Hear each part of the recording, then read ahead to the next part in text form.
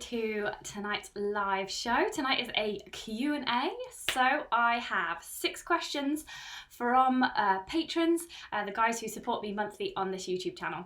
So we've got 6 questions tonight, and then I'm just going to tell you a little bit about what I'm up to at the moment.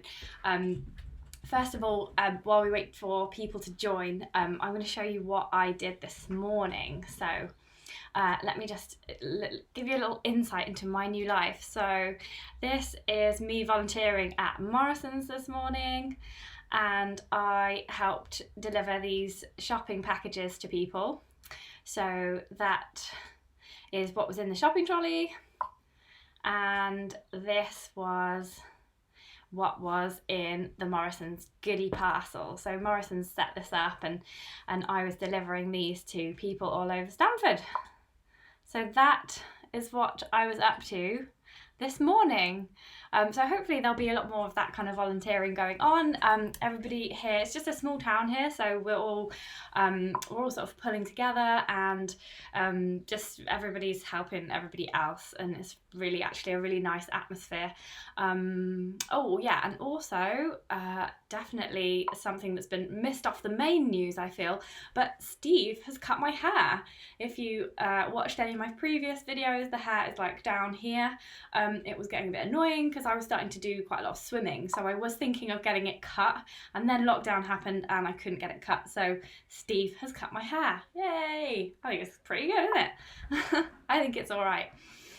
So let's say a few hellos before we kick off with the Q&A this evening. So we've got lots of the usual suspects here. So we've got Sebastian, Schönenbeck, hello to you. We've got Alex, hello. Hey, Chrissy TV is here as well. Guy Greatrex is here. We've got Phil Paddock as well. So yes, lots of people tuning in tonight. I could understand if you would not be here tonight because it is such a beautiful evening. Once I've done this, I am so off on a walk around our local field with Steve. So without further ado, let's get into these questions because there's 6 to get through tonight. And then there's a little update at the end. So welcome to the Wild Ginger Running Q&A. This happens once a month kind of thing on my YouTube channel. So usually in these live shows we have an elite athlete or an expert come to talk to us about some aspect of training or nutrition or their amazing races lately. But this is an opportunity once a month for you to ask me any questions. So I take these questions from the YouTube comments below. So hit me up in there if you've got any more questions. But I always prioritise questions from patrons. So the 6 questions tonight, I did get quite a few from patrons tonight, so I've got 6 from patrons tonight, and if you want to become a patron and get your question prioritised, then that is the link just there. It's really cool. You get perks and you get the chance to win £400 worth of prizes every single month, as well as entry into the exclusive Facebook group, which is like super cool, and there's loads of nice people in there, and you can just, you know, ask me questions as and when as well. I'm pretty free and easy in there. So the first question we've got is from Adrian Camillari. Let me show you his question. It is about, okay, so Adrian's question is, he's an ultra runner and he is living in a country where he's only got 1 hour a day for running. So if you're an ultra runner, it's kind of tough, and he's really missing his extra distance. So he's actually ordered this elliptical trainer which goes under his desk, and he can do that on it with his feet. But he's not sure that it's going to provide him with the same level of cardiovascular fitness as endurance running will. So he's hoping that it will tide him over. So I wasn't actually sure. My grandma, just to put this into context, she had one of those and she gave it to me, and I had a go on it, and I wasn't even breaking a sweat on it. So I actually sold it on Facebook Marketplace for her. So I put it to Facebook, and because I'm friends with some coaches on there, and 2 coaches actually did answer me here for you, Adrian, and I'm really sorry, but you might not like the answer. So the first coach, Tim, So this is Tim Piggott. He's a triathlon coach and ultra runner, and he is actually going to appear in next Monday's film about skipping and how to do a good skipping workout as well. He sent me a little clip for that. So Tim says he would focus more on adding strength and conditioning and not worry about the reduced aerobic training. And then Nick Cook, who is also a coach, an endurance coach, he's a duathlon champion and he's author of marathon training as well. He said, personally, I'd say it's a complete waste of time and money. Run for an hour a day, including quality intervals and hill reps, and then really focus on mobility and strength work at home. So that's the advice from those couple of coaches there for you, Adrian. And also I just wanted to show you a couple of training videos that I've got that might help you in those home workouts.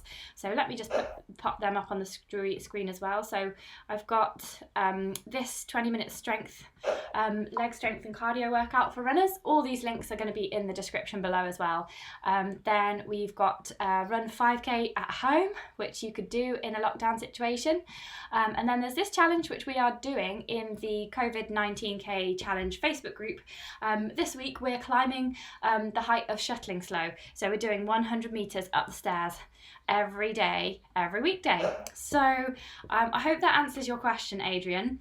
Sadly, the elliptical trainer doesn't sound like it's going to provide you with a good cardio workout, but you can do a load of home workouts. It's amazing what you can do, actually. I was filming the home workouts and of course I was getting things wrong, so I was having to do things over and over again. So if you just do 2 of those home workouts back to back, it is amazing the sweat you can build up and the cardio workout you can actually get just jumping around with just your body weight in your own home in just a few meters. So be strong, everyone. We can do this.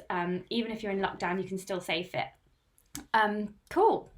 Let us read out a few more questions. The next question we've got coming up is from Bob Deary, and it's about postponed races. So stick with me. Just do a few more hellos to everybody. Hey, Nadia's here. And Sebastian says, I'm doing better with his last name than most Germans. Schönenbeck, yes. I did 1 year of German at school. And I remember about 5 things, including Zahnpasta, which I believe is toothpaste.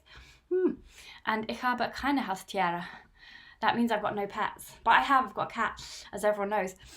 Graham Howe says, hello Claire, hi everyone. I do hope you're all safe and healthy. Yes, we all hope that everybody is safe and healthy. Chloe Mason, excellent. Chloe is a new patron. Welcome, Chloe. I'm going to answer your question in a minute, Chloe. She says, nice hair. I like her already. Amanda Armstrong has just sat down with a curry. Oh, that's nice, isn't it? Hope you've got a beer with that as well, Amanda. Kurt Steed is here as well. This is brilliant. Kurt Steed says, what is a waste of time and money? Sorry, missed the beginning. That was the elliptical trainer, Kurt. And Amanda said, who cut your hair, Claire? I thought the hairdressers were no-go areas. Yeah, so that's what I was saying. Big news to start with. You all may have seen that Boris Johnson's gone into intensive care.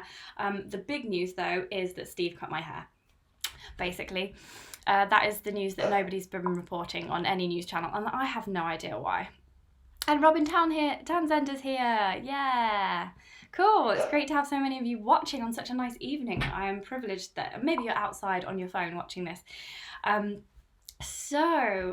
Right, next question. Okay, so the question is from Bob Deary, and he says that his races have been postponed. So obviously lots of people in this similar situation where races are being postponed maybe to next year or maybe a few months' time.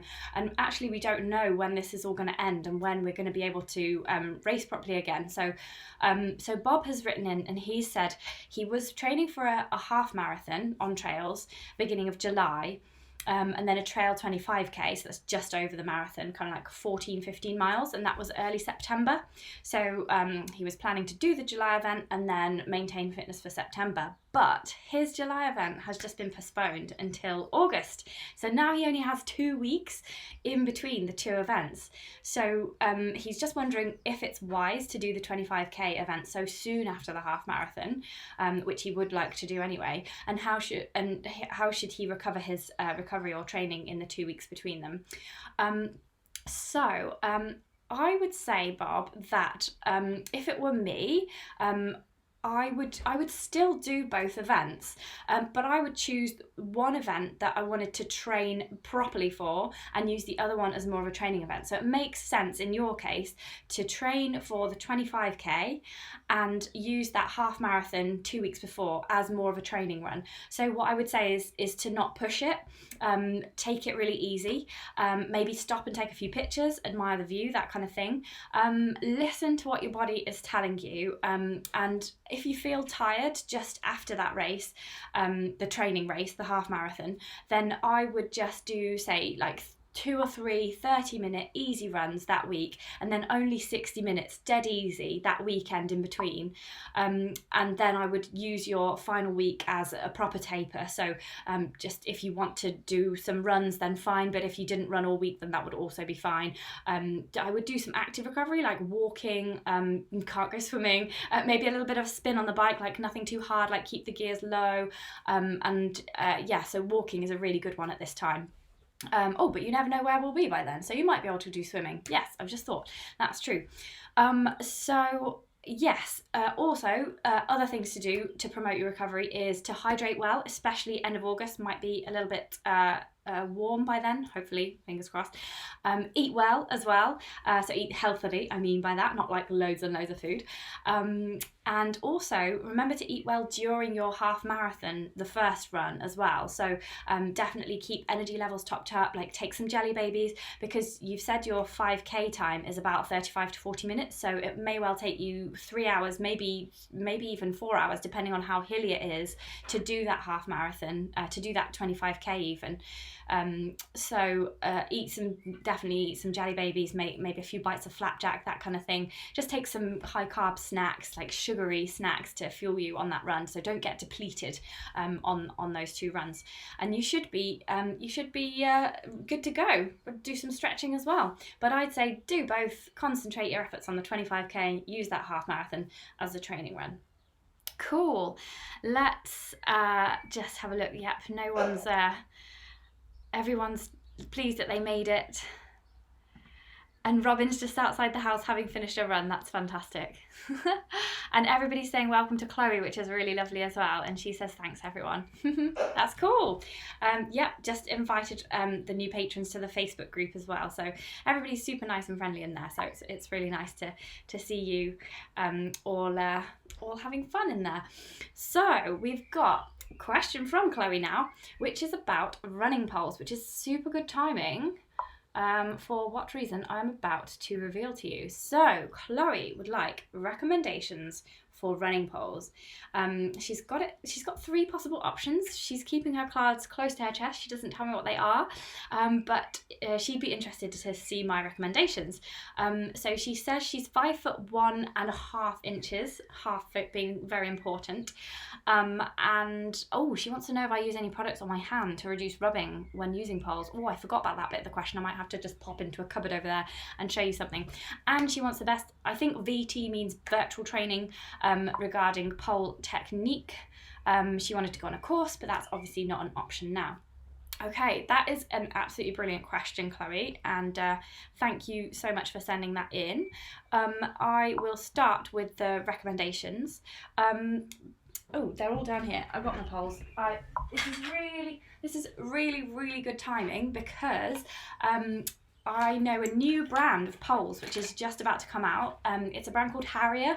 Some of you might know that I've been helping Kate, who is the owner of Harrier, and she's been designing new running backpacks and new running poles. So I've been helping her as a consultant to design some of those things. Some of you might have seen her at races. I know Guy Greatrex has met her at a race before, and she's going to be sending me her new set of poles in the next couple of days so that I can get a pole test done. So I'm going to show you the poles that I've just got here just now. There's 5 of them here. There'll be 6 with the one from Harrier coming. And I've also put together a table of the various different features that you might want to see. The first thing to know about poles is there's kind of 2 different types for runners. So you've got your fixed length ones, so you cannot adjust these, and you've got to buy them in the right length. So when you're buying your first pair of poles, I would always advise somebody to buy a adjustable pair to start with. So these are a pair from Lecky here. They're called the Micro Trail Vario. and you can adjust them at the top just here. So you see there's this lever here, and so you can make that pole longer and shorter as you wish. So if you get a pole, a variable set of poles for your first pair, you can then work out what length you usually use them at, and then you can go for your second pair of a pair of non-adjustable poles. So that is how I would do it if I were buying a new pair. The other thing to look for is the length, so of the longest bit of the pole, so from here to here, because if you're carrying them in a backpack, if you've got them, say, here, like the Raid Light pack has them, or on the sides, like this, like some packs have them. Some packs have, like Stallion ones have a quiver, like this, and then some packs you can actually put them across your back, like this. So you might want, you probably want to look for as little length as possible across here, and they range from anything from like 36 centimetres to about 42 centimetres, so that there can be quite a varied range. And if you're a smaller person, you probably want to go for something a bit less wide. The other point to mention is weight. Obviously you do want to look for a super lightweight pole, but then the lighter you go, obviously the more expensive it will be, because it will be made of something like carbon, which is much more expensive to engineer. But the other thing is that it would be probably right to say that the lighter you go, the less strength there will be in that pole. I wouldn't like to cast any aspersions on any poles, because obviously I can't do some kind of strength test here. That would be good, wouldn't it? But say a really super lightweight pole like this, like the Trailblaze carbon pole, that's 130 grams for one pole, which is that's like the lightest ever. Versus this, the Lecky Micro Trail Vario pole, that's a lot heavier, which I will show you in a table in just a moment. I know that Guy Greatorex, who he gave you some advice, Chloe, he said very helpfully, where did I put that? I'm sure I had a screen grab of that. Let me just go on to the other screen and find it. Okay, here we go. Guy recommending Chloe. Oh, I need to use the mouse for this. Okay. Here. So Guy is also about 5 foot, so he is a similar height to you, and he said he struggled to find poles small enough, so he recommends to you the Black Diamond Carbon Distance Z pole, which you can get all the way down to 100 centimetres. So this does this one adjust? This is the 120 centimetre one. So I've got the 120 centimetre version, but you can get one at 100 centimetres. So he's saying that might be the good one for you. And they are about £70 at the moment. So that is a really good price for a pair of poles. So I'm just going to check if there's any questions, and I'm also going to put a comparison table up for the poles, and then answer your other question about the virtual training, because I have got a video on that. So right, pole stuff, right. So Alex said, where's Abby? We foisted the Lecky poles on her on the last patron run. So Kurt Steege has a pair of Lecky Micro Trail Varios, which are these ones. They come with a special glove thing to them that you actually unlock, rather than a hoop system like this one here, where you just put your hand through it. I will do a specific pole review film when the poles from Harrier come here, so do check back maybe a month's time. I'm not sure how long it's going to take me to do it. For more in-depth analysis of the poles. But yes, New Phone Who Dis says, never buy twist lock poles. Yes, I would never recommend buying those. In the good old days, they used to be for walkers, and you would have to, you can still buy them, they're like the cheapest poles you can ever buy. You can buy one for like £10, I think. They fit together, and then you have to twist them shut, and then to adjust them you have to untwist them and then pull them. And if your hands are cold, or if you've twisted it too far, it's just a nightmare. Never buy twist lock poles. That is definitely good advice from New Phone Who Dis. And Oh, Kurt Steed did manage to snap one of his poles in half. And New Phone Who Dis agrees with the carbon distance pole from Black Diamond. Seb says he likes poles for climbing, but he doesn't like descending using them. Yeah, so climbing, it's great to have a pair of poles that you can really eat up ground using a pair of poles. But yeah, descending, I would usually just hold them in maybe one hand, or just have them loose and sort of kind of dangle them. Sometimes if it's kind of smooth and a gentle gradient going downhill, I kind of like tap them with every other step, or every kind of 3 or so steps.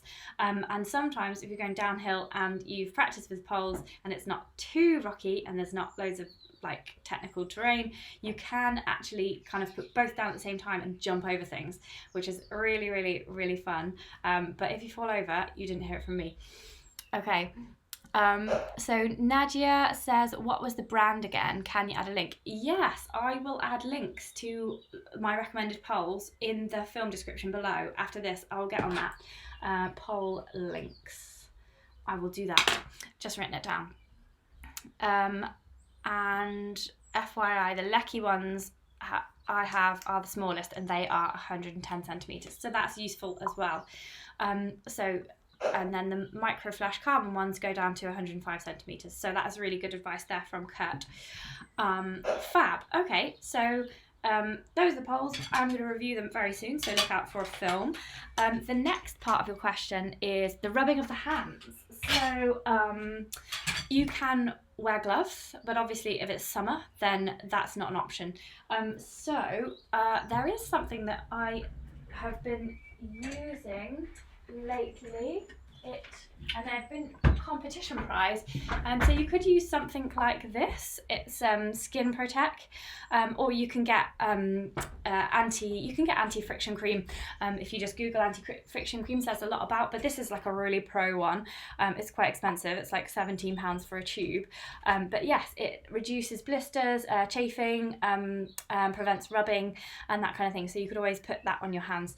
But better still, it'd be better to get one that doesn't rub you. So like the Lecky poles, they have this really nice kind of glove fit to them. So that's a nice option. And I'll show you the Black Diamond ones because they do seem like a good option there. Oh, poles are so the Black Diamond ones, they do have quite a nice, they seem to have a nice smooth hand strap. Yes, and then a nice smooth bit of foam there on the top. So yeah, I don't know if that would start to grate after a while. I'll have to ask Guy of his recommendations there. The other one I was going to suggest is the Outkit one as well. So that's got a nice smooth handle there with no bits cut out of it. So that might be a bit comfier, but I will let you know in my review. Yes, I will add the link on how to use the poles, definitely. I think that's already in the description somewhere. I'll check. Yes, New Phone Who Dis stashes the poles in the Salomon quiver for downhills, otherwise you run too slow. Yes. Yeah. Cool. So Chloe says, looking forward to the reviews, intrigued about the glove on the Lecky, worried about blisters. Yes, I think the blister it's more to do with the type of handle that you can get. So, for example, when I used these ones on the Cape Wrath Ultra, they've got this sort of a handle on, and that really is uncomfortable after a while. You have to wear that with a glove, and if you do get your skin rubbing on that, I got a blister between my thumb and fingers. So yes, but that's I think this is quite a harsh finish. I wouldn't really recommend this as a finish. Whereas the others that are more soft, I would hope that would be less blistery because it's a lot smoother, that kind of finish. So I think I'm going to show you now the table of what I put together, and I've included the details for Harriet as well. Here we go. So this is my table. So lots of different poles there, and it's not just about the weight. You also want to look at the folding length as well. Oh, because for example, the Mountain King one, that's a 130 centimetre pole, so that would be far too long for you. That wouldn't be as long for you. That would probably more likely to be around the low 40s, that one there. But as you can see, I've highlighted two, which I think are a really good value for money versus weight. The Black Diamond Distance Z, as we already know, that's winning there. It's 186 gram per pole. It's got variable lengths, and it folds down to 40 centimetres, which is a little long considering you can get it down to 36, and that's £75 usually. So that's a good buy. And then Alp kit wise, there's the Carbon Marathon Ultra Twin. And you get both poles £75 again, and then 36 centimetres. So they fold down a lot smaller, but they are a tiny bit heavier, but not a lot. 5 grams in it, it's not a lot, 10 overall. And then the poles that I'm going to review, the ones that I'm waiting for, are called the Harrier Helvellyn Carbon Z. There's 2 different lengths there available, so they don't quite go down to 100 centimetres. Like the Black Diamond ones do, but they are a little bit less long when folded down, so 36 centimetres, and they're a little bit cheaper as well at £70 there. So that's my table. Feel free to revisit this and press pause. I'll put this in the patron group as well, so that you've got access to that as a little bit of a reference thing. And just got some comments here about handles, which is great. Keep the handle comments coming for the poles you've tried, and we'll try and help Chloe out a little bit about the worrying about blisters. And then I'll show you the thumbnail of the film to look for about how to actually use the poles. So yeah, and I'll add all those links below. The Salomon YouTube channel has some pole tutorials as well. Yep. But I'll show you my one as well. Ruth is here. She says my hair looks fab. Thanks, Ruth. Steve cut it.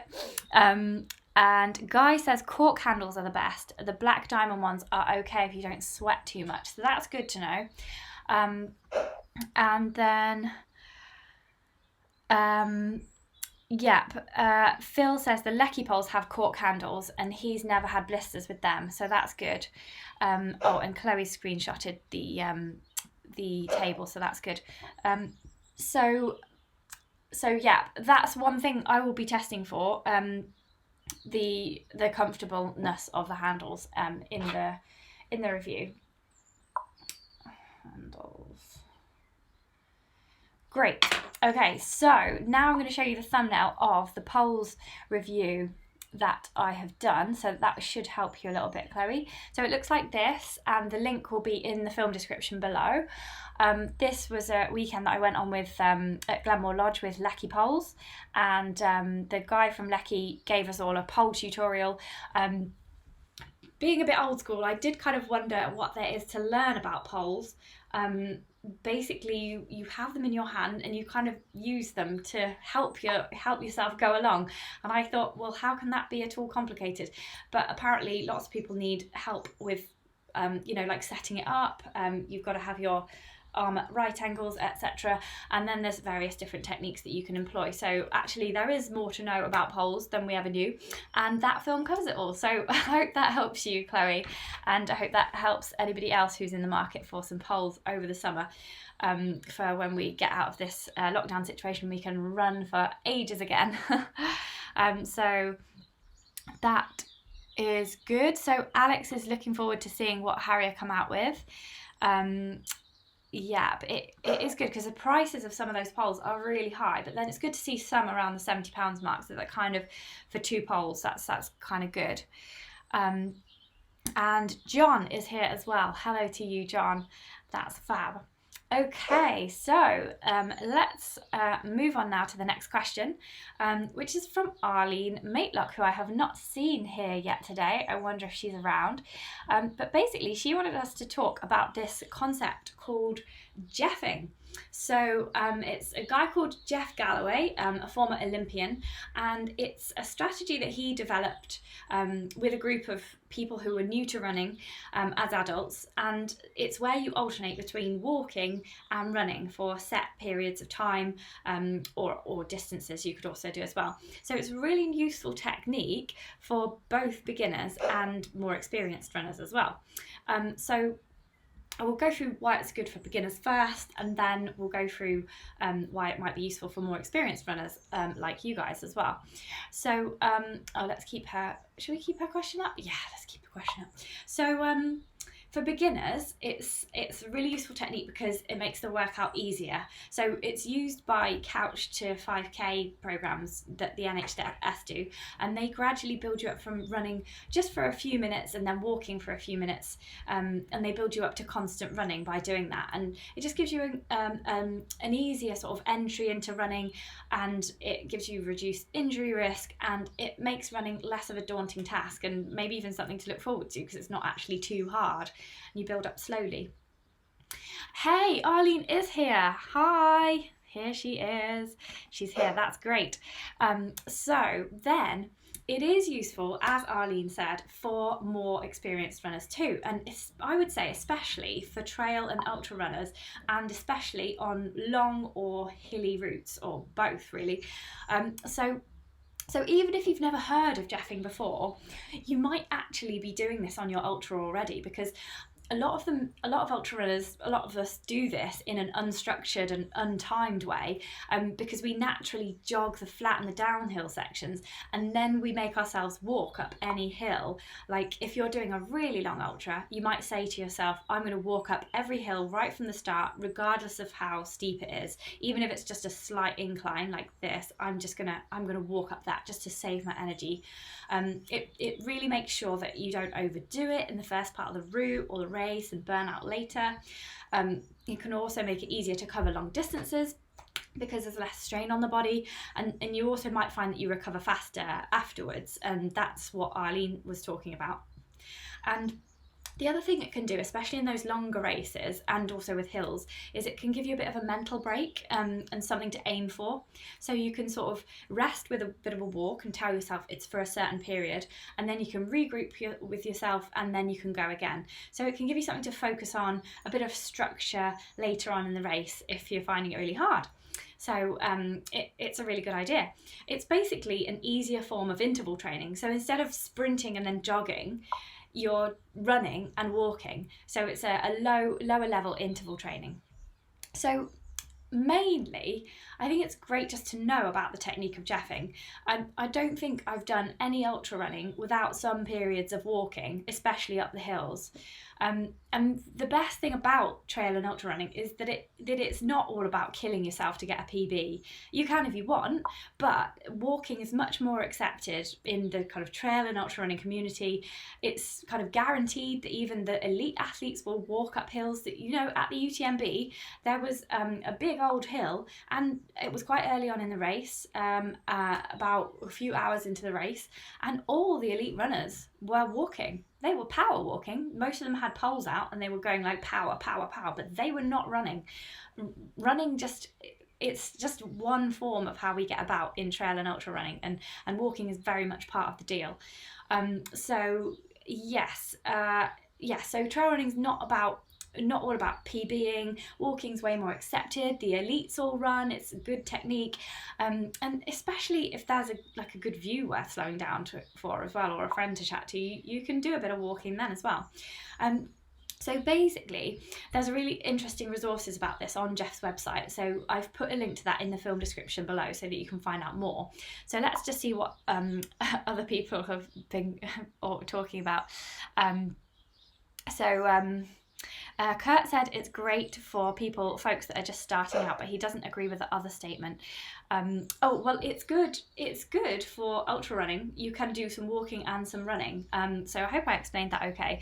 But it won't be for everyone. Obviously, if you can run 100 miles all in one go, then that's great. But I don't know if you will be able to. So sometimes it's good to put a bit of structure on your walking and say, right, okay, so I'm going to do 5 minutes of running and then I'm going to do 5 minutes of walking, or, you know, I'm going to do half an hour of running and then I'm going to do 5 minutes of walking. So just to put a bit of a structure on it, and it can break up the route for some people, so it can help in that way. So Ruth said she likes this method. She's always run this way. She can't do full-on running. And Stephen Mackey says he did effing at the Chester Ultra. Well, effing and jeffing is probably something that most people do on most ultras. And Kurt Steve says over here in the US they call it gallow walking. Oh, that sounds a bit creepy. That sounds like you're walking towards the gallows. So he agrees with the ultra statement. Yes, but obviously it won't work for Mo Farah trying to get a PB at the marathon. No one's going to say to Mo Farah, oh yeah, well for 2 miles you should run really, really fast and then the next mile you should walk it. No, it doesn't work for that, but it's a great way to get through longer stuff, through hilly stuff, and also for beginners.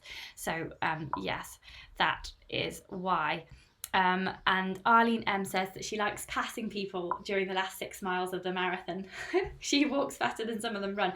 Yeah, so when you're slowing down to that walking phase, it's not necessarily a dawdle. You can fast walk. You can definitely fast walk.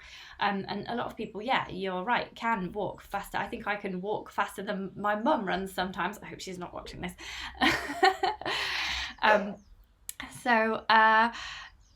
Yeah, and that's why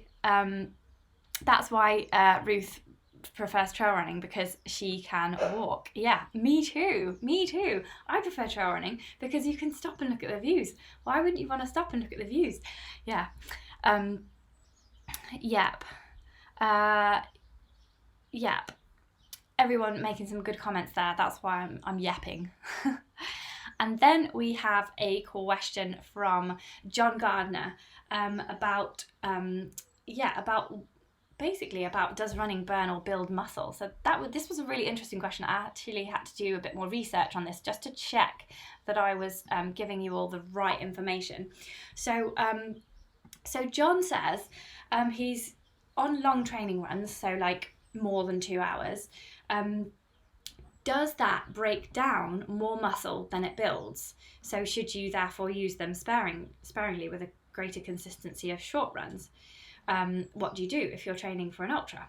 So I'm going to answer the first one there, which was, does running burn or build muscle? Because this is quite a confusing thing for people. So I'm just going to break it down real simple like. So basically, if you're fueling correctly, which I'll get onto in a minute, you'll only be burning a very small amount of protein during those long runs or during any run. You won't be building muscle during the run. You'll be damaging your muscles during the run. The rebuild process kicks in when you stop running and take a rest, and that is why it's so important to build in those rest and recovery days to allow your body time to strengthen up and rebuild those muscles. So let me elaborate on that. So muscle protein does provide a really small amount of the energy that you use up for exercise, but this is the last reserve that the body dips into.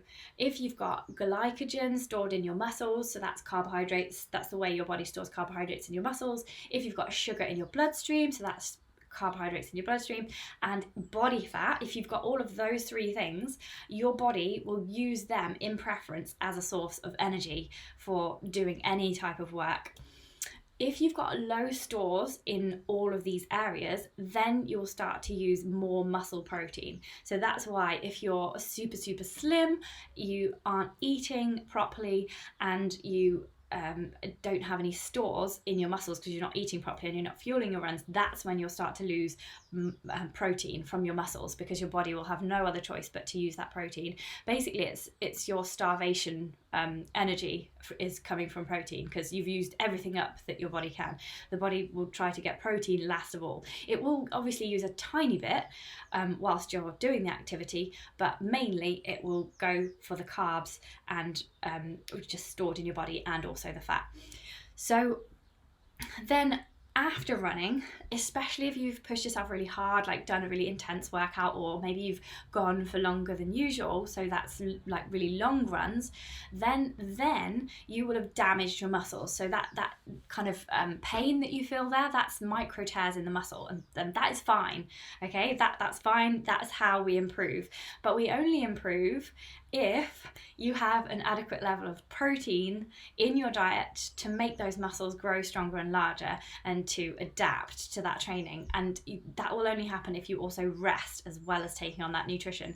So the best way to be sure of this happening, so to be sure that you've got enough protein and enough energy for your runs, is to eat regular healthy meals. So lots of fruit and vegetables, not too much high saturated fats, not too much processed food, like not too many sugars, like apart from when you're actually running, and then refuel during your long runs. So the maximum amount of glycogen that your muscles can store is for about 90 minutes of work.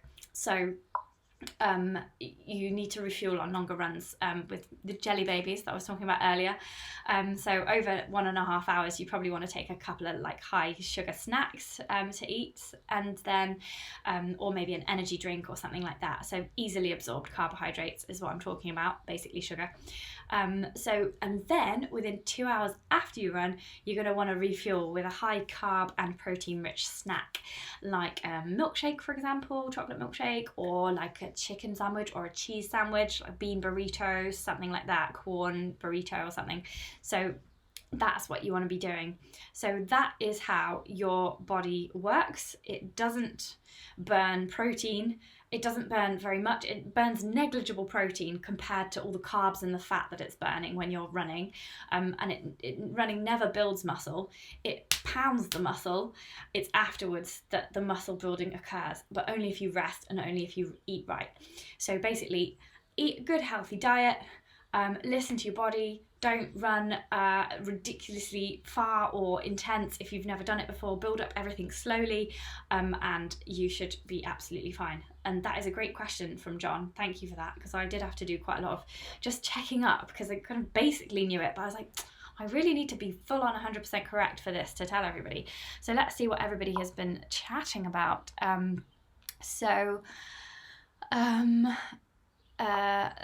People are still talking, because there's a delay on this, people are still talking about the whole ultra situation and how you have to walk in ultras. Yes, and so Kurt's talking about for ultras you have to walk. Elites can run faster doing it, and it drives him nuts. Yeah. And then www.john says that the hamstrings are worked more when walking and the quads when running. Yes, so have you ever trained by running for a race and then found that you did loads of walking in the race and you really weren't trained for that? They do use slightly different muscles, and walking is really good training for these longer runs. Jasmine Paris always says that. Kurt Steege says a longer run a week is a good thing. This is good. Kurt's just mentioned something I'm going to get onto in a minute. So he's curious about the Maffetone method and starting to build in a bit of base. So I'll come onto that in just a sec. John says, on a very long run when it's not possible to get the required food intake, you will eventually end up using protein from your muscles. Well, I did look into that actually, and it said that you will use fat. So you will use up fat before you use protein in most situations. However, there have been some experiments done, some research done into the effects of total starvation on obese people, and you basically the ketosis that will occur and the protein damage that will occur will kill you before all your fat has gone. So just starving fat people is not an option. But when it's not possible to get food on your long run, I'd be very surprised if you used protein, apart from if you were already really, really thin. You're going to start using fat way sooner than you're going to start using protein, according to my research today. So some people are getting hungry now, and Alex says, basically, to sum up, running is an excuse to eat lovely things.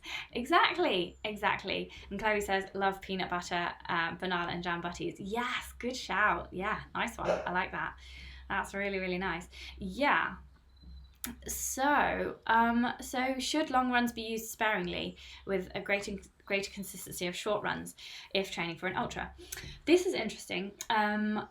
So ultra training, I basically would go off of a marathon plan for ultra training and then sort of ramp it up as appropriate. This is just for your basic ultras, like 35, 40 mile kind of things. Training for, say, 100 miles, Ultra Tour de Mont Blanc, completely different. But I would say that you want to be doing a mixture, really, and it's just so difficult to know. I think the main thing would be to get a coach who could make you a personal training plan, because you could get a generic training plan. I could sit here telling you, oh, do this, do that, but unless you get something that's personalised, that takes into account your previous experience and the amount of time that you have to put to this and the performance goals that you're after, then it's really, really hard to say how many long runs you should do and how many short runs you should do. But most people would stick to, say, shorter runs, so like, say, 30 to maximum maybe 90 minutes in the week, and then like at the weekend usually most people would do a long run. So that could be anything from, like, I don't know, 1 hour could be your long run if you're just starting out, or not, or if you're having a rest week, or you could go like 2 hours. Some people do 6 hours. When I was training for the Bob Graham, I was doing like, I don't know, like 9 hours one day, 7 hours the next day. You know, like, you just ramp it up as and when you need to. So that's that. And then we need to talk about the Maffetone low heart rate method for long runs. Fab. So the last question that we have tonight is from John Gardner still, and it's about the Maffetone low heart rate method for long runs. Yes, I run all of my long runs with a low heart rate. I started low heart rate training when I was training for the Costa Rica Coastal Challenge in 2014/15, and yeah, and it gave me really good aerobics strength. So my endurance base was really, really good. But you can't just only do that, and so that's what I will come into just now. So I'll explain a bit about what the Maffetone method is based on his website, which I looked at today. So according to Dr. Maffetone's website, his method is a personalised fitness strategy that has nutrition, exercise and stress as its 3 pillars. So he promotes training at a low heart rate in order to burn more fat for fuel, which is right. Aerobic training, that's when you use oxygen up in your training, and you don't get like really painful legs because there's no lactic acid produced. So aerobic training is how you burn more fat as fuel, but that's only if you haven't got loads of glycogen stores and you're not nibbling loads of food all the time. So the other thing that I just didn't really agree with this, and he specifically says no pain no gain is dead as a theory. And so yeah, I just want to explore this a little bit in the context of what you want to achieve with your running.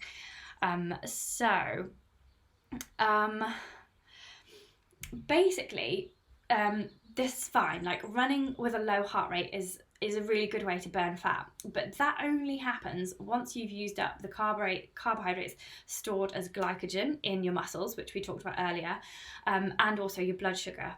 So it starts to happen after about 45 to 90 minutes, depending on how much you've eaten recently. And that's if you don't have a snack on your run.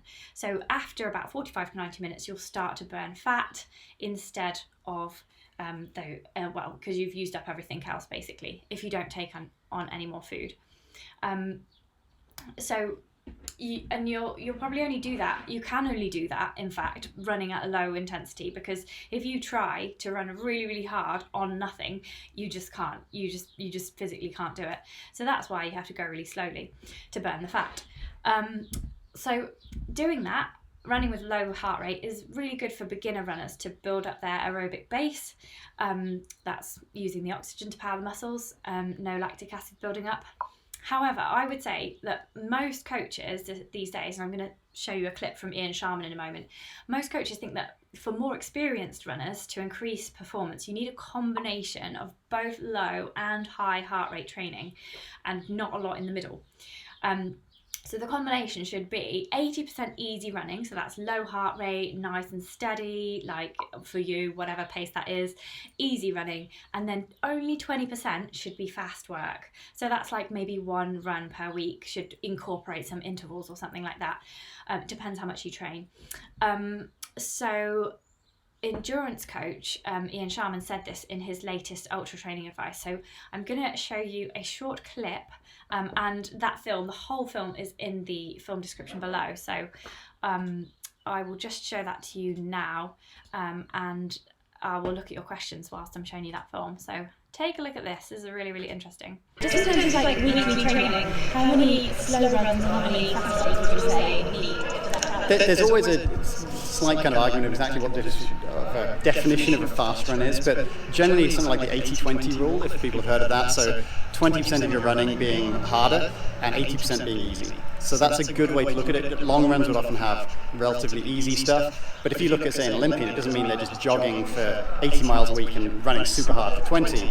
Their easy runs might still vary between that super easy stuff I was talking about with Bruce Fordyce and maybe 6:30, 7-minute mile pace or 6-minute pace, which is easy for them, but it's making sure they're not in the medium part of doing things. So there is a clear difference between a workout where they may be going 4-minute pace in their intervals and easy stuff for them which might be from 6-minute pace onwards. So it's always in context for the person, but roughly about 20% of your running should be some hard stuff. But that doesn't mean 20% of it is sprinting or 5K intensity, but that's the bit that gives you the biggest benefit overall, the biggest stimulus. But if you don't have the easy stuff in there, you'll just wear yourself down. Yeah, so you'll just wear yourself down if you haven't got that easy stuff in there as well. So we're talking about the Maffetone method for anyone who's just joined, and it's basically where you run with a really, really low heart rate to burn fat for fuel. And yes, the way that it's worked out is it's basically 180 heartbeats per minute minus your age. So Kurt said, being a bit of an older guy, the heart rate is super, super low. So Arlene M agrees with that. She says with Maffetone, I would have to walk the entire distance. So yeah, it's very generic, that calculation. You'd want to get your basically you'd want to get a proper test done. You know, the one where the VO2 max test, where they put you with the kind of mask over your face, and they tag you up to various things, and then you run on the treadmill and you literally run like, I don't know, 5K or something like that as fast as you can, and they take all your levels and they calculate really specifically what your heart rate zones are and the amount of oxygen that you can take in, etc. So that would be the most accurate way of doing it. You could also do it on perceived effort. So basically, I wouldn't go with this 180 minus your age business. I would just go for, can you hold a conversation? So you'd want to be in that zone if you're doing steady training. You're just like, can I hold a conversation? And am I enjoying myself? And then for your hard stuff, you want to be doing your intervals or your like tempo sessions at like a proper out of breath pace. You cannot talk, you could say like one word, maybe gasped out. Like on your intervals, you want to be running at that level for the interval and then jogging back. On a tempo run, slightly less, more like like your 5K park run, your best park run pace, that kind of pace. So so out of breath, can't talk probably. So yes, more Maffetone stuff. So low HR is for recovery runs. I wouldn't completely agree with that. Low heart rate is only for recovery runs so that you can absorb the previous hard training. I would stick with what Ian Sharman just said in that broadcast. He said 80% of your runs should be steady, easy runs, and then 20% should be the hard stuff. So he's saying that anything you do in the middle is just kind of wasted mileage. And if you watch that whole film, I've linked to that film in the description below, he does actually say that that's one of the best pieces of advice he got from a coach himself a while ago, and that led to all his great times in races, was that he was spending too much time training training in like that middle zone, and he needed to do more easy stuff and then some super, super hard stuff. So that's what he said to me, basically. Cool. Oh, so Guy wants to know what are junk miles. I think I just covered that. So I think basically there's no such thing as junk miles if you don't want to improve your performance. So if you're just happy to just run and enjoy the scenery and get out with your friends and socialise, then there's no such thing as a junk mile. But if you're running for performance, then most coaches will say that every run should have a purpose. So every run should be like either about recovery, so you're going super slowly, or about just doing your 80% of your runs being really slow, or you should be doing a tempo run, or you should be doing an interval session, that kind of thing. So every run should have a purpose.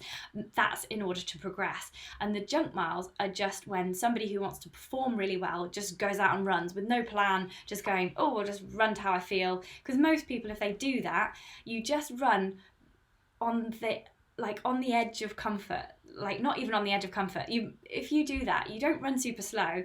You just go out and you run like in the middle of everything, don't you? You just go out and it's not too hard, it's not too easy. So what they're saying, what most coaches are saying, is that you don't need those miles to perform well. You don't need, that's not going to progress you. What will progress you is building a steady endurance base by going super slow for 80% of your runs, and then doing some proper badass hard work for just 20% of your runs, and that's what's really going to improve you. So that's what the current thinking is, according to all the coaches that I talked to lately. So Seb says here, it's like everything in like zone. I'd say like zone maybe 3 and 4, kind of zone 1/2 is kind of like the easy stuff. And then like zones kind of 5 and 6, depends how many zones, is like the proper hard stuff.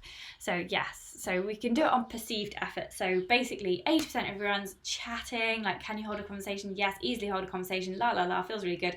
20% balls out, like, oh my god, I can't even speak, la la la, you know, that kind of thing. Cool. So yeah, this is a interesting perceived effort one. Alex said an easy run is one you can run while entirely breathing through your nose. That's really interesting, because I was really terrible at running when I was younger, and I made myself do that as a way of teaching myself to run slowly. I made that up myself, quite proud of that. Nice recommendation from Seb here. There's a great episode on the Science of Ultra on the Science of Ultra podcast on heart rate zones. Yeah, that sounds really, really useful.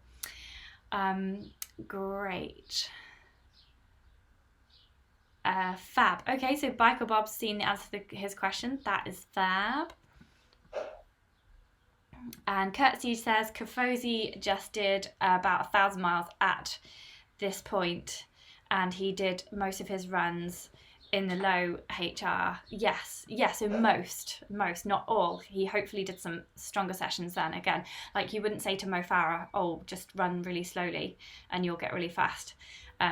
So yeah, you do have to do some fast sessions as well. Great. Okay. No, this is definitely wrong. If I want to get fit fast, then I just do interval training every day. Good balance of stimulus and rest. No, New Phone Who Dis, you need to watch that film, the whole film with Ian Sharman in, because he actually says, he references an example where this lady went out and she ran super hard every single day, and she wondered why she wasn't getting faster, wondered why she wasn't improving. And basically you need to allow your body more time to relax, so you can't do interval training every day. You just start off with interval training once a week, and then maybe you could go to 2 times a week. I think some of the elite athletes might even do it more than that, but I wouldn't recommend any kind of recreational runner doing it any more than twice a week. I personally would only do it like once a week. So yeah, so definitely watch that film from Ian Sharman and New Phone Who Dis, and you will be enlightened. A link is in the film description below. Cool. Chrissy TV wants to know how I attach a race number. Have I got to buy something?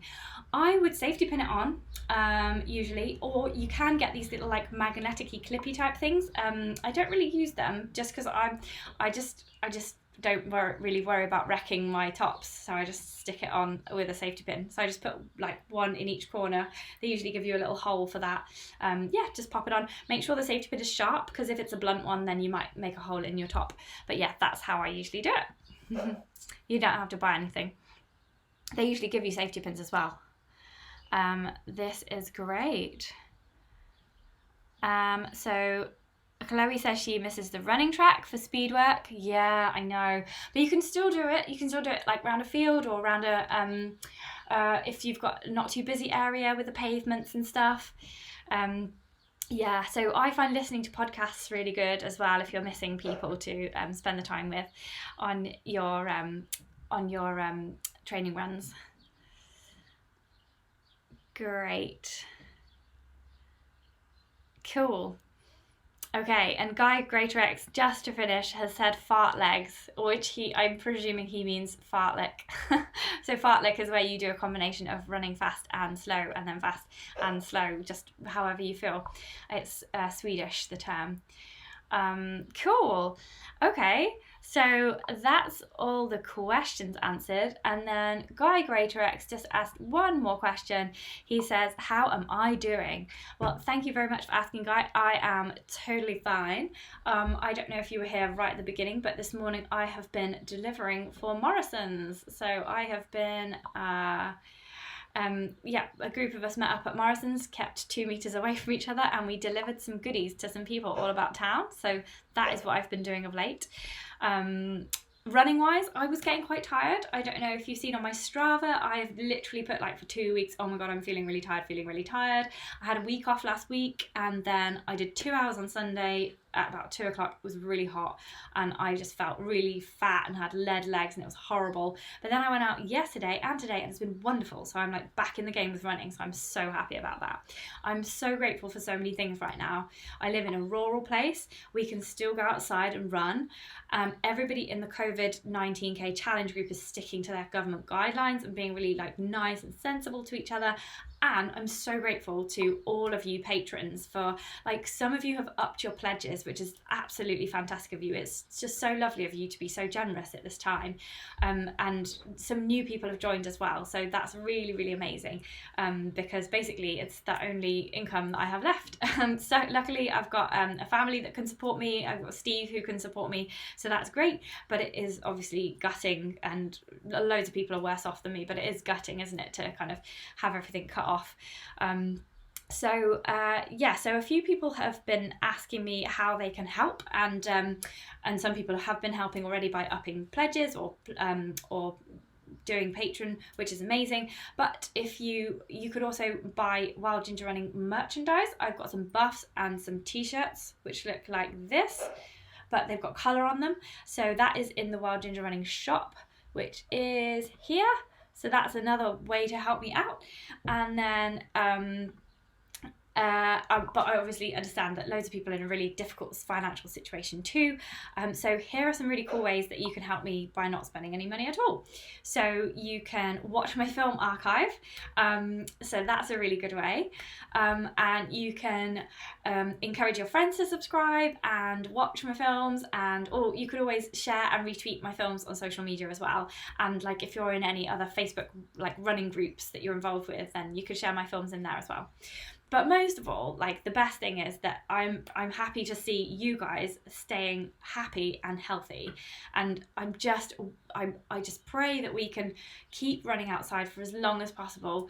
I'm so sorry if your country is not allowing running outside at the moment, but we'll all pull through this really difficult time by sticking to the guidelines, because it's for the best for everybody, isn't it? And it's just nice to see all of you being so kind to everybody as well, and to sort of everybody that I know of you guys has been really supportive to everybody else in the Facebook group and in the COVID-19 challenge group as well. So that's really heartening. It's just nice to know that it brings out the best side of a lot of people's humanity at this time. So thank you, everybody. So thanks, Guy, for asking that question. He says, glad to hear. Amanda says, thanks. Cool. Thanks, Amanda. Great to have you join. Kirsty says, good to hear. And that is basically it. So thank you, everybody. It's been really enjoyable chatting to you on this Wednesday evening. I am trying to get somebody from the Manx Mountain Marathon organising group, or maybe from the Isle of Man in general, to come and co-host the pub quiz with me this Friday night. So if any of you guys want to co-host, then let me know, because that is also an option for the future. Because basically I was supposed to run the 30-mile event this Saturday, or is it Sunday? The 11th, whenever that is. I was supposed to run 30 miles in the Isle of Man, and obviously it's been cancelled. So I was going to get one of those guys on to come and talk to everybody about the race and just kind of like make us more aware of it, and maybe we'll all enter for next year. There's a half marathon as well. Cool. Oh, Graham Houses is not happy. Oh, how can you not be happy, Graham? You've just watched me smiling for the last hour. How could that not make you happy? John says we'll get through it soon. Arlene says thanks, Claire. That's great. Chrissy TV says thanks, Claire. Well, thanks to you guys. Thank you for watching. And it's really great to hear from you. Just thank you so much for being great patrons, because I don't know what I'd do without you. Thank you. And Bram will think of a couple of questions for next time. Brilliant. Stephen says, keep the faith, guys and girls. Brilliant. Okay. Chloe's going to get out for a little jog. Brilliant. Well done, Chloe. Nice one. And send us some pictures as well in the Facebook group. We want to see where you went. Cool. Okay. Well, it's been great chatting to you guys. Thank you for all your great questions. Keep them coming. If you've got more questions, post them in the Patreon group or on Patreon itself, or write them in the comments below as well. I'm monitoring everything from all angles. Cool. So I will love you and leave you. Thanks very much, guys, and I will see you on Friday for the pub quiz, 7 p.m. Woo!